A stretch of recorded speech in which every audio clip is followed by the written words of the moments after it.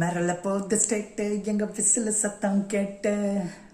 அண்ணா state மட்டும் இல்லைண்ணா, உங்கள் மினிஸ்டர்ஸ் ஆய்வுக்கு போகிறத பார்த்து, அப்புறம் உங்கள் மினிஸ்டர்ஸ்லாம் பேட்டிலாம் கொடுக்குறாங்களா, இதெல்லாம் பார்த்து ஸ்டேட்டு மட்டும் இல்லை, ஒட்டுமொத்த இந்தியாவே மிரண்டு போய் தான் கிடக்கு. ஏன்னா அவங்களோட செயல்பாடுகள்லாம் அப்படி இருக்குது. அதுவும் குறிப்பாக அந்த பொதுப்பணித்துறை அமைச்சர் அண்ணா ஆதவ அர்ஜுனா இருக்காரு, ஐயோ தாங்க முடியல. அவர் இன்டர்வியூ கொடுக்குறாரு, அதில் ஒரு பொதுக்கூட்டத்தில் பேசுகிறாருன்னா நிஜமாவே எங்களுக்கு உள்ளபடியே நாங்களும் மிரண்டு போயிடுறோம், பயந்து போயிடுறோம். ரீசன் என்ன தெரியுமா? அவர் ஒரு பொதுக்கூட்டம் தான் பேசுகிறாரு, ஒரே ஒரு இன்டர்வியூ தான் அட்டன் பண்ணுறாரு, 1 மணி நேரம் தான் பேசுகிறாரு. ஆனால் அவர் 10 நாள் எங்களுக்கு வேலை வச்சுட்டு போயிடுறாரு.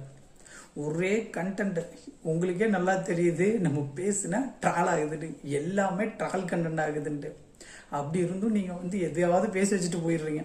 எங்களுக்கு ஒரே வேலை, ஒரே வீடியோ போடுறதாவே இருக்குது. 1 மணி நேரம் நீங்கள் பேசுறது 10 நாளுக்கு நாங்கள் வீடியோ போட வேண்டியதாக இருக்குது.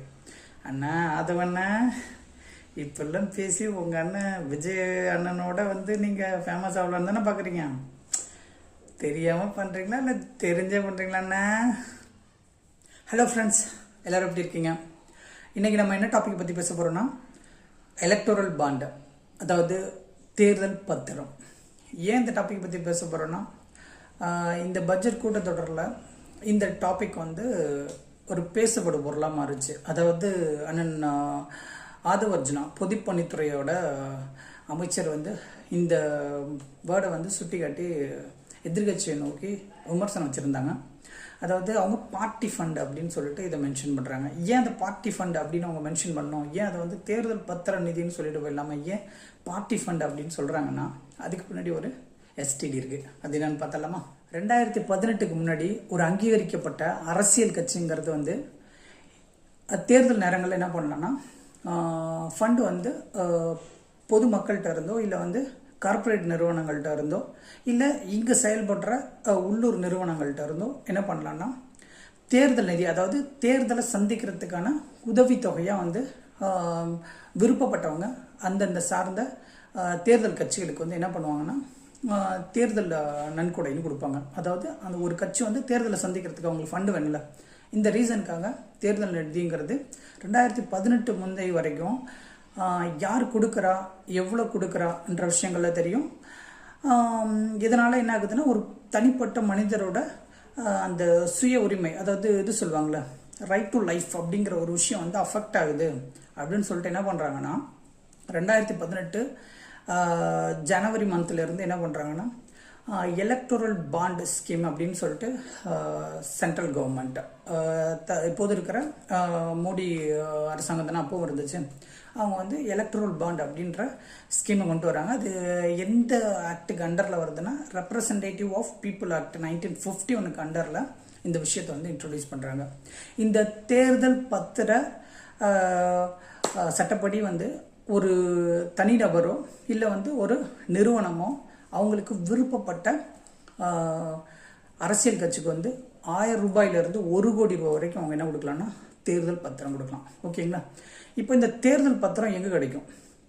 நாடு முழுவதும் உள்ள எஸ்பிஐ பேங்க்ல, அதாவது தேர்ந்தெடுக்கப்பட்டப்போ ஒவ்வொரு இப்போ ஸ்டேட்லேயும், அதாவது அவங்க ஒரு லிஸ்ட் ஒன்று கொடுத்துருக்காங்க, இந்தந்த சிட்டியில் இருக்கிற எஸ்பிஐ பேங்க்கில் நம்ம வாங்கிக்கலாம். அதாவது சென்னை உட்பட ஒரு 29 எஸ்பிஐ பிரான்ச்சஸில் நம்ம என்ன பண்ணிக்கலாம்னா, இந்த எலக்ட்ரல் பாண்டை கலெக்ட் பண்ணிக்கலாம். அதாவது நம்ம பேரை மென்ஷன் பண்ண வேண்டிய அவசியம் கிடையாது. ஆனால் நம்ம யாருக்கு கொடுக்க போகிறோம், எவ்வளோ அமௌண்ட் கொடுக்க போகிறோம் அப்படிங்கிறத அந்த எலக்ட்ரல் பாண்டில் மென்ஷன் பண்ணி நமக்கு விருப்பப்பட்ட கட்சிக்கிட்ட அந்த பாண்டை கொடுத்துக்கலாம். அதுக்கப்புறம் அவங்க என்ன பண்ணுவாங்கன்னா, அந்த எலக்ட்ரல் பாண்டை அமௌண்ட்டாக கன்வெர்ட் பண்ணிக்க முடியும்.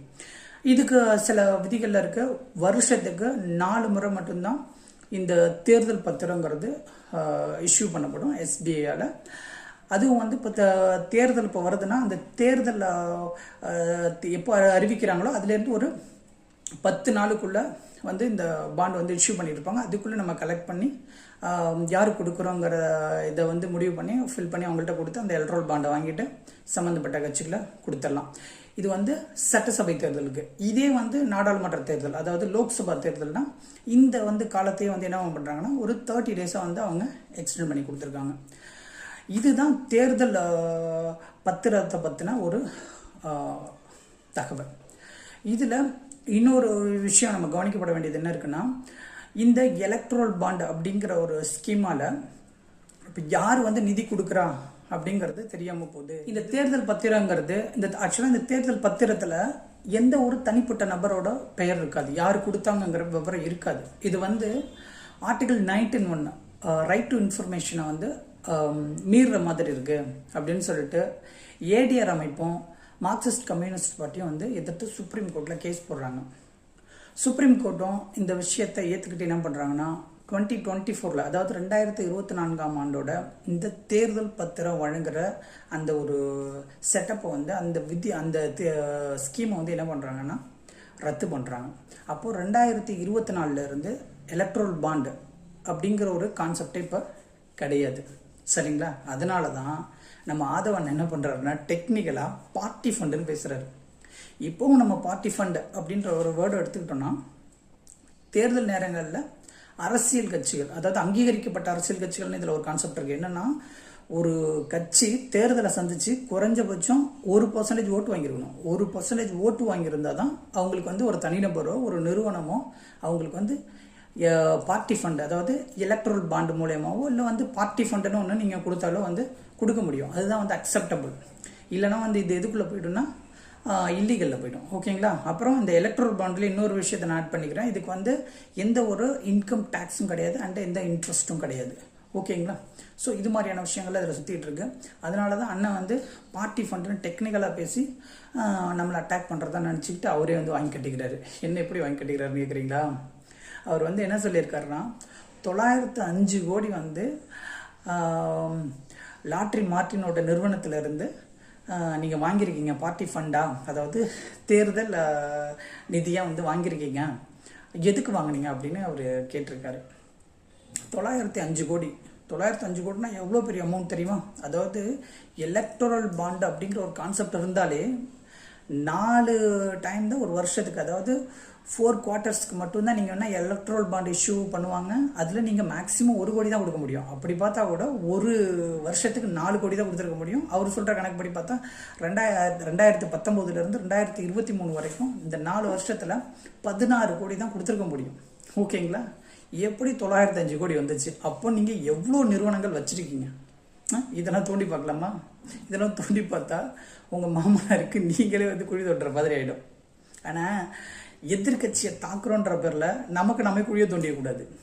முதல்ல எப்போதுமே நம்ம சைடில் எல்லாமே சரியாக இருக்கா அப்படின்றத வந்து நம்ம தீர வந்து ஆராய்ஞ்சிட்டு அதுக்கப்புறம் வந்து என்ன பண்ணணும், எதிர்கட்சியை நோக்கி இல்லை நமக்கு ஆப்போனண்ட்டாக இருக்கிறவங்கள நோக்கி ஒரு கேள்வியை கேட்கணும். நீங்கள் அந்த கேள்வியை கேட்குறீங்க எதிர்கட்சியை நோக்கி, என்ன கேட்குறீங்க, எதுக்கு வந்து நீங்கள் 905 கோடி வாங்கினீங்க அப்படின்னு கேட்குறீங்க. அவர் வந்து உடனே எதிர்கட்சி தலைவர் சொல்கிறாரு, கொடுத்தது உங்கள் மாமனார் தானே, அவர்கிட்டே போய் கேளுங்க, அவர் சொல்லுவார் எதுக்கு வாங்கணுன்ட்டு. உடனே இவர் பதிலுக்கு சொல்கிறாரு, வந்து வாங்கினது உங்கள் அப்பா தானே, போய் உங்கள் அப்பாட்ட கேளுங்க, அவர் சொல்லுவார் அப்படின்னு இவர் சொல்கிறாரு. இப்போது 2 பேரும் மாற்றி மாற்றி எதுக்கு அந்த தேர்தல் நிதியை கொடுத்தாங்கன்றதுல உங்களுக்கு வந்து ஒரு பெரிய ஒரு அக்கப்பூரே அங்கே போயிட்டுருக்கு. இங்கே பிரச்சனை என்ன தெரியுமா? ஒரு அங்கீகரிக்கப்பட்ட அரசியல் கட்சி என்ன பண்ணலான்னா எவ்வளோ பணம் வேணாலும் அதை விதிமுறைக்கு உட்பட்டு வாங்கலாம். அதில் எந்த பிரச்சனையுமே கிடையாது. சரிங்களா? சிம்பிளாக வந்து டிஎம்கேவோ இல்லை வேறு எந்த கட்சியோ வந்து கை தூக்கிட்டு போயிடுவாங்க.